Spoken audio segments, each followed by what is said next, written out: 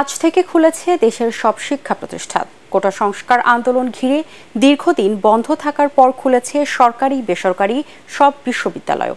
তবে এখনো যোগ দেননি বেশিরভাগ শিক্ষক।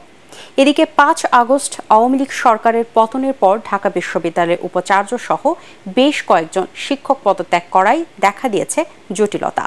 অতীতের সব ভুল শুধরে রাজনীতিমুক্ত স্বাভাবিক ক্যাম্পাসের দাবি সাধারণ শিক্ষার্থীদের। মাজারুল হক মুহাজিরের রিপোর্ট। ১ মাস বন্ধের পর খুলেছে বিশ্ববিদ্যালয়, তবে এখনো নেই চিরচেনা সেই কোলাহল, শিক্ষার্থীদের উপস্থিতিও কম। ঢাকা বিশ্ববিদ্যালয়ের সমাজ কল্যাণ অনুষদ, কলা অনুষদ সহ বেশ কয়েকটি বিভাগ চালু থাকলেও সেখানে ক্লাস হচ্ছে না। কেন্দ্রীয় লাইব্রেরিতেও হাতে গোনা কয়েকজন শিক্ষার্থী। নতুন করে শুরু হলো আমাদের জার্নিটা। আবার শিক্ষা কার্যক্রম দেখা যাচ্ছে যে ছাত্রদের মধ্যে একটা উৎফুল্লতা, আবার সবাই স্বাধীনভাবে মুক্তভাবে ক্যাম্পাসে আসার একটা প্রয়াস দেখাচ্ছে। 1 মাসের মতো বন্ধ ছিল, আমাদেরকে আসলে ক্যাম্পাস থেকে তো পাঠিয়ে দেওয়া হয়েছে। তো তারপর আসার পর এখন আলহামদুলিল্লাহ খুব ভালো লাগতেছে। সবাই স্টুডেন্ট আসতেছে, লাইব্রেরিতে এখনও ছেলেবেলা আসতেছে।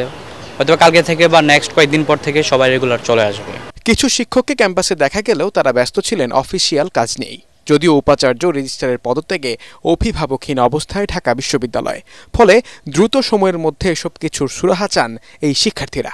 আমরা চাই নিরপেক্ষ একজন ভিসি আসুক, নিরপেক্ষ প্রশাসন আসুক, যারা দলের এজেন্ডাকে বাস্তবায়ন না করে শিক্ষার্থীর স্বার্থকেই সবার উপর প্রাধান্য দেবে। আমরা সবাই চাই যে একটা রাজনীতিমুক্ত ক্যাম্পাস, সেটা শিক্ষক ছাত্র সবাইরই।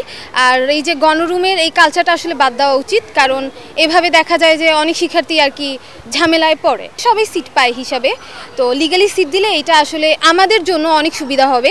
গত 15 আগস্ট শিক্ষা মন্ত্রণালয়ের নির্দেশনায় 18 আগস্ট রোববার থেকে বিশ্ববিদ্যালয় সহ মন্ত্রণালয়ের অধীন সব শিক্ষা প্রতিষ্ঠান খুলে দেওয়ার কথা জানানো হয়। এর আগে সর্বজনীন পেনশনের প্রত্যয় স্কিম বাতিলের দাবিতে শিক্ষকদের আন্দোলনের কারণে গত 1 জুলাই থেকে দেশের পাবলিক বিশ্ববিদ্যালয়গুলোর ক্লাস পরীক্ষা বন্ধ হয়ে যায়। মাজহারুল হক মুহাজির, এটিএন বাংলা, ঢাকা।